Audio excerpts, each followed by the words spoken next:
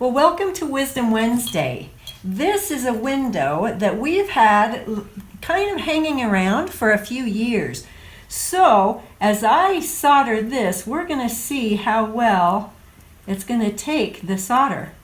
Now, I've talked to you a little bit about doing solder, and first of all, I want to remind you that you touch the iron, the solder, and the glass all at the same time, and we're making a little puddle. Right now, I am just making puddles in the intersections.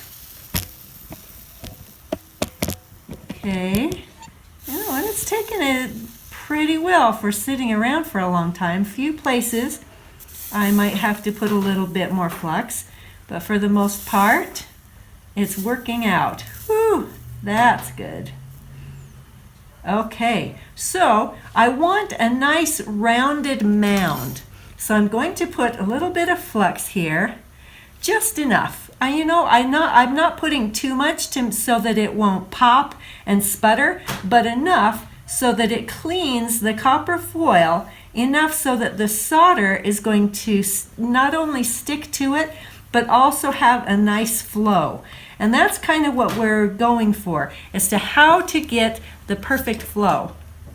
So now I'm going to teach you, this is called what I call, and David and I call, a bridge. So I'm going from one side to the other. Now I'm taking my time. I am not going fast on this because I want it to melt to the part that I just did.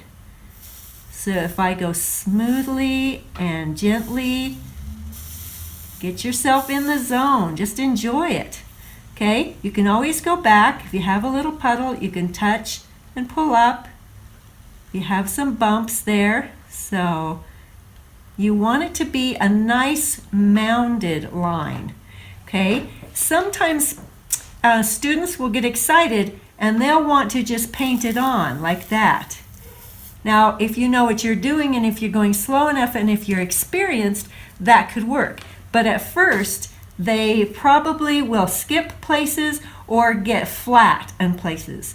And so I teach them, at least for the beginning, to just bridge across. And that gives just a beautiful little mound that you can touch up if you need to.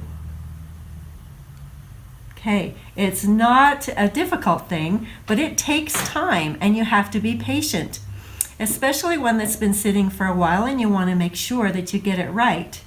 Now, another way to look at this is kind of like you're taking little stitches.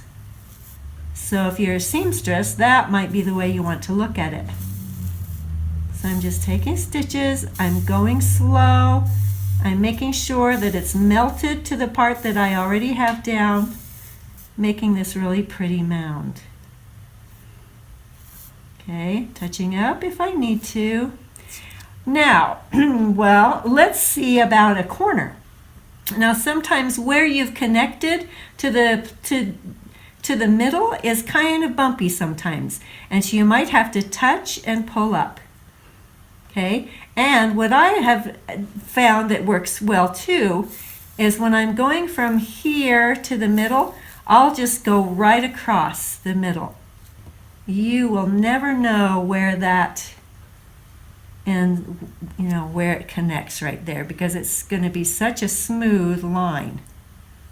And that's what we're going for, because that's what makes it pretty. So, couple of things. Remember, don't forget to flux. So you're going to get a nice flux line, but not too much so that it sputters.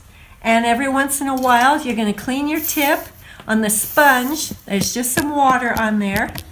And then with that, you're going to have, if your tip is clean, you will probably have less ash. And students sometimes will be worried about that. Oh no, there's ash on my window. Well, even if there is, we're going to wash this thing really well afterwards, and all that ash will be washed away. But for now, we can make sure that there is no ash by just cleaning the tip every once in a while. Pull the solder out so I can see what you're doing instead of So, and pull the solder out for a couple of reasons. And one is so that it doesn't get hot and burn you. And the other is so David can see what I'm doing.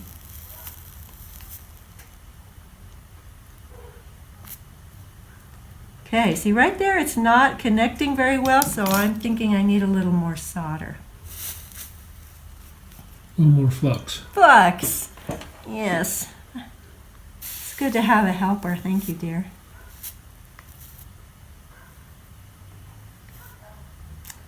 Okay, and and you can still go back. Sometimes when you have a radical curve, or even not so radical, then you might find that you're going to have to go back a little bit and touch up, because sometimes the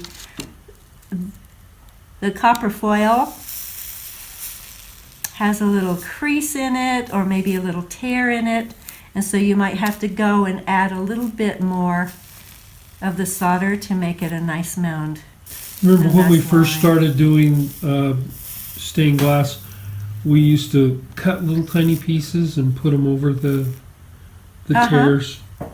We didn't know you could fill them in, so. Yeah, and if it is a big tear, you can still go over with another piece of copper foil if you need to. Okay, so I'm going to continue, and fortunately it's just doing just fine. And we're going to get this little window done, and it will be awesome. So if you have any other questions or any tips of your own, please let us know. You can comment, you can join our YouTube channel, you can ring the bell, all of these things to help us be connected. And we would love to help you on your way to not only have a beautiful solder line and a beautiful window, but also have a creative and beautiful life. So we'll see you soon.